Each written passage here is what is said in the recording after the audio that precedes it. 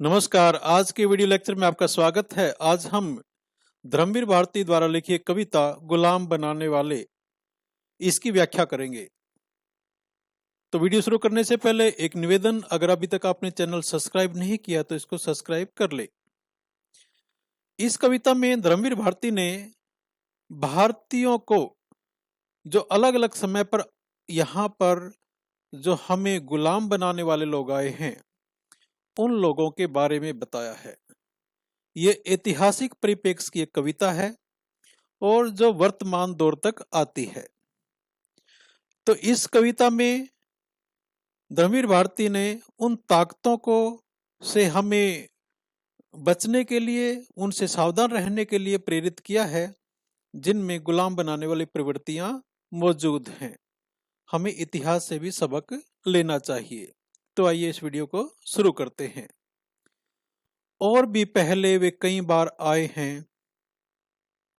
इस पहली कविता में बहुत चीजें हैं कि जो गुलाम बनाने वाले, और भी वे यानी गुलाम बनाने वाले, कि हमें जो गुलाम बनाने वाले लोग हैं वो पहले भी कई बार आ चुके हैं।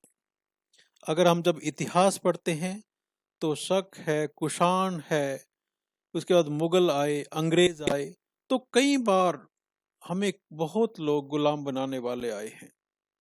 पहले भी भारत में कई बार आ चुके हैं। एक बार जब उनके हाथों में भाले थे, घोड़ों की टापों से खैबर की चट्टानें कांपी थी। और एक बार का जब जिक्र करते हैं धर्मवीर भारती जी कि जो गुलाम बनाने वाले एक बार आए तो उनके हाथों में भाले थे। भाला एक प्रकार का अस्त्र होता है जिसमें जो हाथ में लिया रहता है, और घोड़ों पर बैठ कर आए थे। वो घोड़ों की टापों से खैबर की चट्टानें कांपी थी। और जो खैबर दर्रा है जो आज के पाकिस्तान और अफगानिस्तान के बीच में है, लेकिन उस समय जब ये गुलाम बनाने वाले आए थे तब पाकिस्तान का नामो निशान नहीं था और वहां तक एक अखंड भारत था, अफगानिस्तान के सीमा तक। और अफगानिस्तान और भारत के बीच में खैबर का दर्रा था। तो खैबर की जो चट्टानें थी, उस खैबर की जो पहाड़ी थी, वो पहाड़ी उन गुलाम बनाने वाले जो घोड़े थे उनके ऊपर जो सवार होकर आए थे उन घोड़ों की टापों से कांप गई थी। एक बार जब भालों की बजाय उनके हाथों में तिजारती परवाने थे, बगल में संगीनें थी, लेकिन इस बार और चुपके से आए हैं। और उसके बाद मुगलों के बाद जिक्र आता है यहाँ पर अंग्रेजों का, कि अंग्रेज आए, फ्रांसीसी आए, डच आए और भी पुर्तगाली आए, यानी जो पश्चिम के जो देश के जो नागरिक थे वहां एक बार वो आए। लेकिन अब की बार भालों के समेत नहीं आए। वो घोड़े पर सवार होकर नहीं आए थे। अब की बार एक फर्क था, एक अंतर था कि उनके हाथों में तिजारती परवाने थे। तिजारती यानी इसका अर्थ होता है व्यापारिक, और परवाने यानी पत्र, कि उनके हाथों में व्यापारी पत्र थे। आपको इतिहास जब आप पढ़ेंगे तो ज्ञात होगा कि कैप्टन हॉकिंस जो ब्रिटेन की महारानी के द्वारा भेजा गया था और उसके हाथ में ईस्ट इंडिया कंपनी के द्वारा के ईस्ट इंडिया कंपनी के लिए भारत में तिजारत यानी व्यापार करने की परमिशन मांगी गई थी। जहांगीर के दरबार में आया था कैप्टन हॉकिंस। वो तिजारती परवाने लेकर आया था, लेकिन दिखाने के लिए तिजारती परवाने थे, व्यापारिक पत्र थे, व्यापार के नाते आए थे वो। लेकिन उनकी बगल में संगीनें थी। संगीन वो होती जो बंदूक के आगे एक नुकीला एक चाकू जैसी चीज होती, इसको संगीन कहते हैं। और वो जो संगीन है यानी बगल में चाकू, मुंह में राम बगल में छुरी, वो वाली बात है कि हाथों में क्या था, तिजारती परवाने थे, व्यापारिक पत्र थे, लेकिन उनके बगल के अंदर संगीनें थी, यानी उनके मन के अंदर पाप था। लेकिन इस बार और चुपके से आए हैं। और वर्तमान में भी ये कोशिश जारी है। आज आधे, यानी जब वो आए थे, ये अंग्रेज लोग आए थे, आधे हैं जिनके हाथों में है कैमरे, थैलियां, टूरिस्ट पासपोर्ट, रंग बिरंगी फिल्में। और सभी लोग एक ही प्रकार से नहीं आते। उनमें से जो आधे हैं, कुछ उनके हाथों में क्या है, कैमरे हैं, यानी वो घूमने के पर्पज से आए हैं। उनको ऐसा लगता है कि ये भारत दर्शन के लिए आए हैं, एक टूरिस्ट बनकर आए हैं, पर्यटक बनकर आए हैं।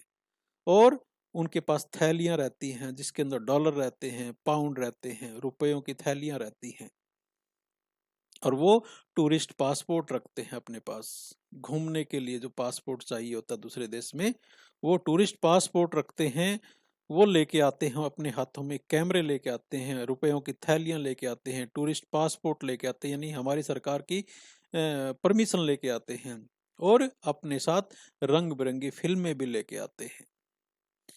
आधे हैं जिनके पास रंग बिरंगे चेहरे, और उनमें से कुछ आधे इस भी प्रकार के लोग हैं जिनके चेहरे रंग बिरंगे हैं, यानी वो सामने कुछ होते हैं और पीठ के पीछे कुछ और होते हैं, यानी उसके असली मकसद कुछ और होता है और दिखाने के लिए कुछ और मकसद होता है, जिनका वे हुक्म के मुताबिक बदल सकते हैं, जिनको वे हुक्म के मुताबिक बदल सकते हैं। यानी ऐसे चेहरे हैं कि जिस प्रकार से, जैसा उनका जो आका हैं, उनके बॉस हैं, जिस प्रकार से उनको हुक्म देंगे वो अपने चेहरे उसी प्रकार से बदल सकते हैं।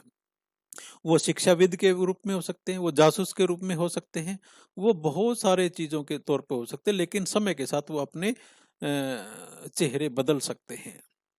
दो दो आने वाले दूर किसी नगर में छपे हुए पैम्पलेट, और वो पैम्पलेट लेके आते हैं। आना उस टाइम पैसा होता था, छह पैसे का एक आना होता था जब ये कविता लिखी गई थी। दो दो आने वाले दूर किसी नगर में छपे हुए पैम्पलेट, और ये लोग धर्म प्रचारक के रूप में भी आते हैं, और वो धर्म प्रचारक के रूप में धार्मिक पैम्पलेट, कुछ इस प्रकार की जो सूचनाएं हैं जो कागजों के ऊपर छपती हैं, जो धर्म का संदेश, वो लेके आते हैं। और वो धर्म का संदेश दूर किसी नगर में छपा हुआ होता है, और जो कि दो दो आने में मिल जाता है।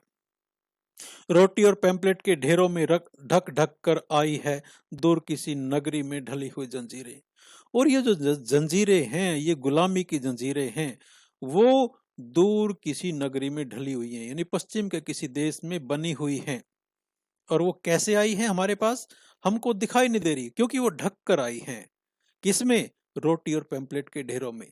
यानी हमारा गरीबी हटाओ के नाम पर बहुत सारे प्रयास करते हैं, और पैम्पलेट यानी धर्म परिवर्तन के नाम पर, रोटी देने के नाम पर, और दूसरों की सहायता करने के नाम पर वो हमें वो गुलामी की जंजीरें पहना देते हैं, जो किसी दूर नगरी में ढली हुई होती हैं, बनी हुई होती हैं।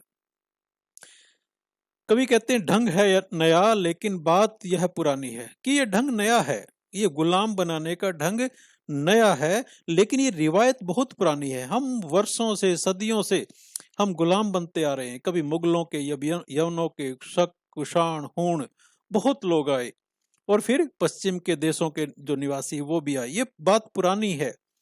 कभी ये जो है घोड़ों पर रख कर लाते हैं, ये जो जंजीरें हैं, गुलामी की जंजीरें, कभी जो गुलाम बनाने वाले लोग हैं, कभी घोड़ों पर रख कर लाते हैं, कभी थैली में भर कर लाते हैं, यानी थैली में भरकर नहीं, पैसों के बल पर वो गुलाम बनाते हैं, या रोटी से ढक कर लाते हैं, यानी हमें रोटी देने, हमारी भूख मिटाने के नाम पर वो हमको गुलाम बना लेते हैं, या फिल्मों में रंग कर।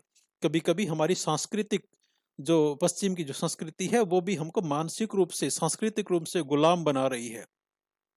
वे जंजीरें केवल जंजीरें ही लाए हैं, और भी पहले वे कई बार आए हैं। यानी जो विदेशी ताकतें हैं वो हमेशा केवल गुलामी की जंजीरें लेकर आई हैं, और केवल जंजीरें ही लेकर आई हैं। आप ये मत समझिए कि वो हमारे धार्मिक धर्म प्रचार के लिए आ रहे हैं। ये मत समझिए कि वो सिर्फ सांस्कृतिक आदान प्रदान के लिए आ रहे हैं। ये मत समझिए कि वो हमारी गरीबी दूर करने के लिए आ रहे हैं। ये मत समझिए कि वो हमें रोटी देने के लिए आ रहे हैं। नहीं, ऐसा नहीं है। इससे ढककर वो केवल गुलामी की जंजीरें लेकर आ रहे हैं, और भी पहले वो कई बार आए हैं।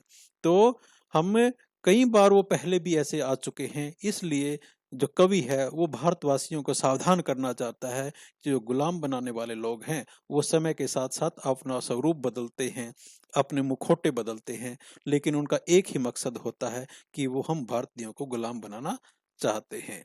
तो ये कविता थी गुलाम बनाने वाले, धर्मवीर भारती ने लिखी थी। आपको अगर ये पसंद आई है तो मेरे चैनल को लाइक करें और सब्सक्राइब करें, और दूसरी वीडियो के लिए आपका स्वागत है और इंतजार मुझे रहेगा। धन्यवाद। जय हिंद, जय भारत।